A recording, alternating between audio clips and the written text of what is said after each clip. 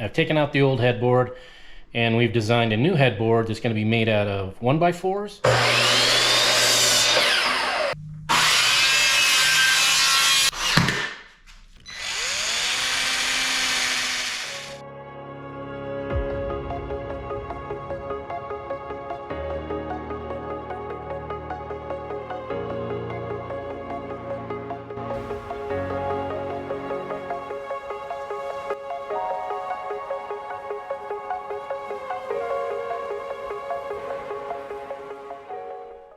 Hey Roamers, so we got another project that's part of the Rosie 2 renovation. What I'm doing now is I'm planning out my headboard that I've taken out the old headboard and we've designed a new headboard that's going to be made out of 1x4s. It's going to be kind of like a pallet wood headboard, but it's not going to be as rustic. The one that we're going to do is going to have our entire color palette. So it's going to have the red, the green, the tan, and also the white. I'm just going to show you a drawing here of what I got going. So basically, as you can see, I've kind of drawn what the headboard's going to look like. It's 5 feet wide and 28 inches high. So I've drawn that out, and then I've basically broken it up so that you can see different size wood pieces that are going to be on there. You can see there's 18-inch pieces, 24-inch pieces, 30-inch pieces, and also 36-inch pieces. The other thing that I did, you can see letters on there. Those letters determine what color they're going to be, and I made those kind of just, everything's kind of just mixed up and shuffled around, so nothing is going to go on any particular pattern.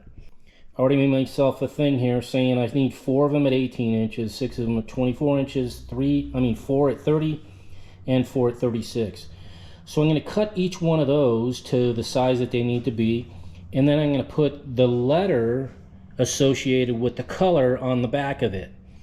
And then once I have all those cut, then I could start painting all those, and then I can assemble them afterwards, because I can't assemble it first because then I can't paint the sides of the board. And then I'll assemble it, and then I'm going to do a whitewash on top of all of it, so it's a little bit whitewashed out. You're not going to see the bright colors. It's going to be a little, like I said, we're going to whitewash it out a little bit.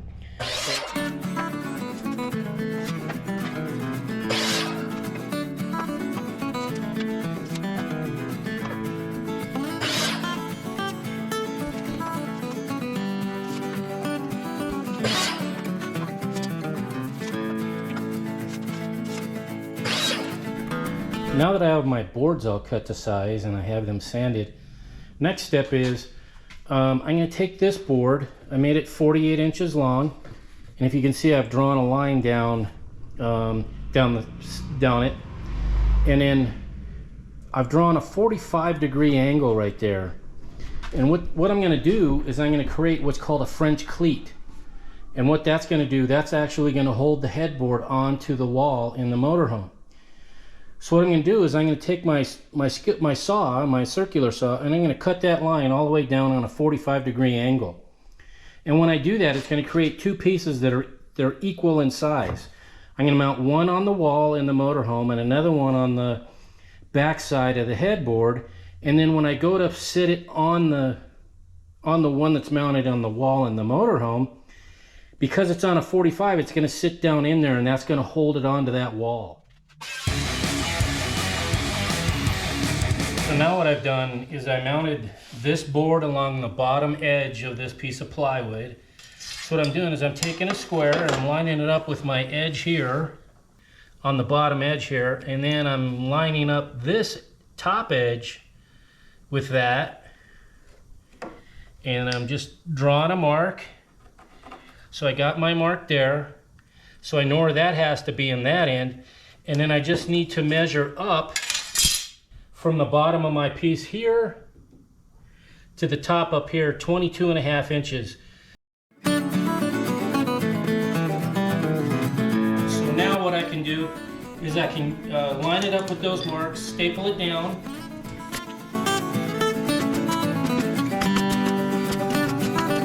Okay, so now that we have that all stapled down, this piece is going to mount on the inside of the motorhome, like I said.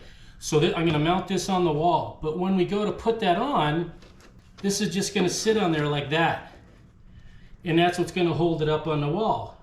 And the thing that's cool about it is because of the way this is cut on an angle like that, it won't pull off the wall because you have this angle and you have gravity working with you.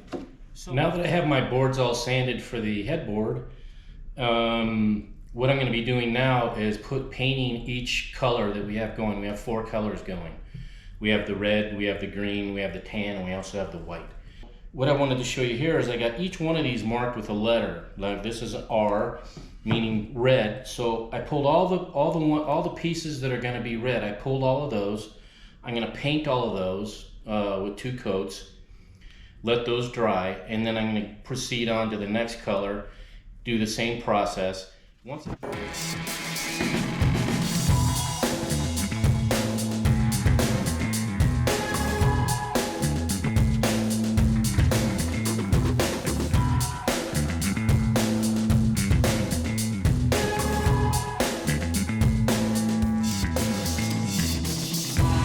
Now that I have all of the boards painted and ready to go as far as assembling, the next step is I need to line them up here on my plywood board that I'm going to be nailing them to. And again, here's the diagram showing the lengths and also the colors and where they go. Once all of them are in place and nailed down, I'm going to go back and fill the holes and then touch up where I need to touch up where the nail holes are. So let's go ahead and get it all assembled. It's kind of putting a puzzle together. So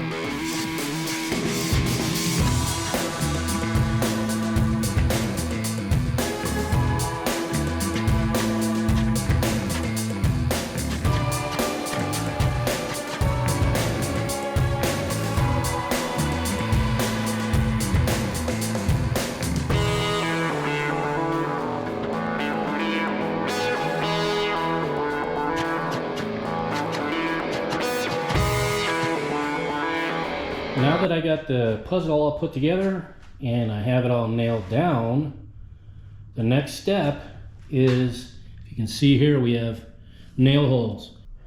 I filled all the holes and then sanded and then touched up the paint where it needed to be touched up. Next step is we're going to whitewash the headboard. So I'm going to show you the steps on how to do that. There's all kind of products you can buy to be able to whitewash. I'm just going to use the primer that I use for priming everything before I paint it. The Kills. What I'm going to do is I'm going to take this and then I'm going to mix it 50-50 with water. So I'm going to pour some of this into this container and then I'm going to pour the equal amount of water in there, and then I'm going to brush it on with a brush. And then I have this old t-shirt that I'm going to use for removing the excess.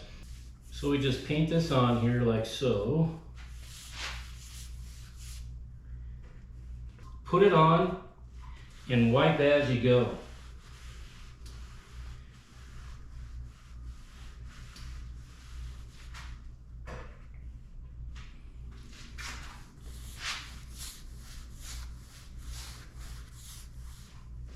And if you don't think there's enough, you can always come back, add more, and not be as aggressive as wiping it off.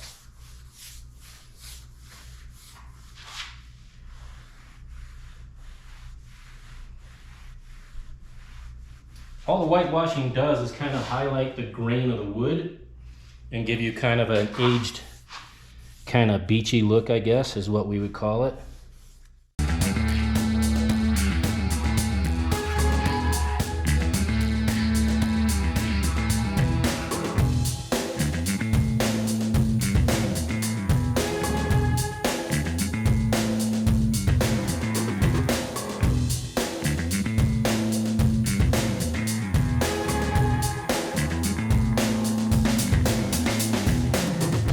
I'm finished doing my whitewashing. I got it the way I want it.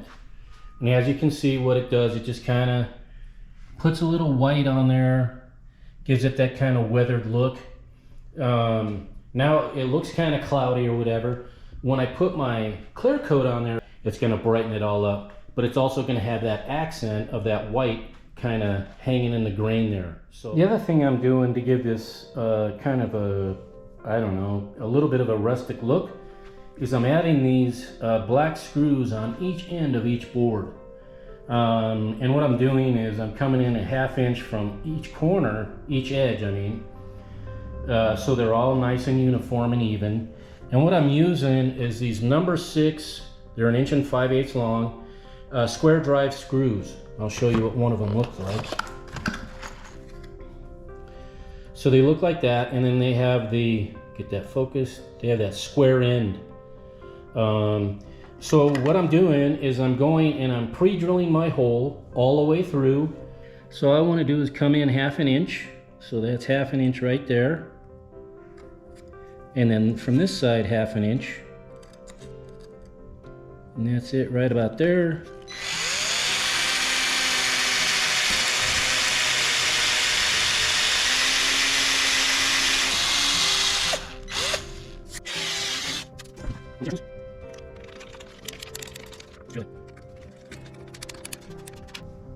And there you have it.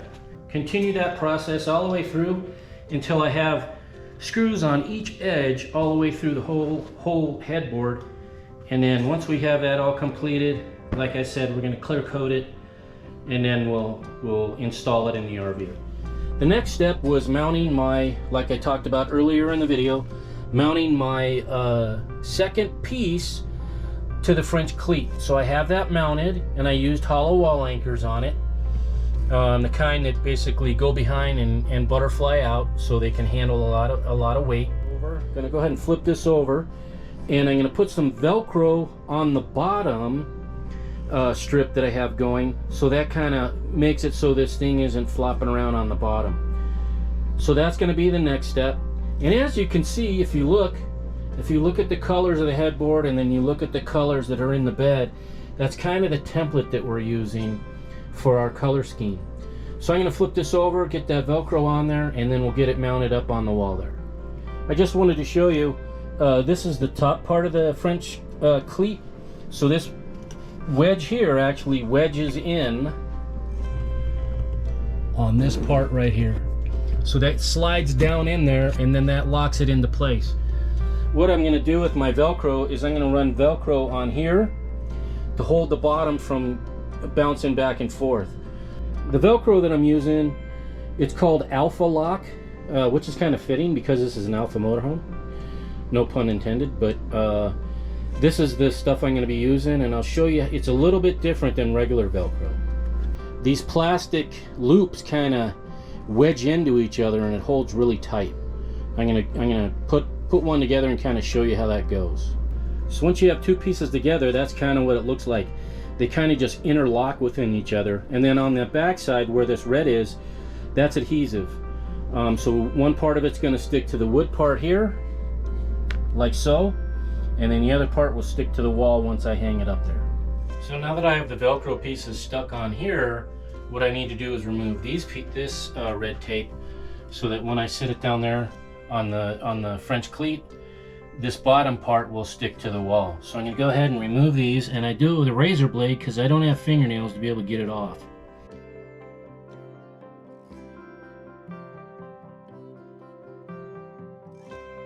Now what I'm going to do is I'm going to lift the headboard up, and I'm going to slide it so that this part of the French cleat sits down and wedges into there, and then I'm going to center it, make sure I got it where I want it to be, and then I'll push the bottom on, and that should hold it in place. Okay, so it's seated on the French cleat there. Just want to make sure I got the right spacing here. Now I'm just pushing on the bottom here so that my Velcro pieces stick. Basically, that's headboard mounted. And because the way that French cleat works with those wedges wedging in like that, it can't lift up because of the weight, and it can't pull away because you got that wedge holding it in place, so it can't fall off like that. So that worked really well. I put links in the description below for all the products used in this video. If you're not yet a subscriber, make sure and hit the subscribe button, and make sure to ring the bell. That way you'll be notified each time we upload a new video, whether it's a travel video or our renovation videos. And if you found this video helpful, we'd really appreciate it if you share it with your friends and family. And make sure to leave a comment, that way you could be part of the conversation. Until next time, we'll see you.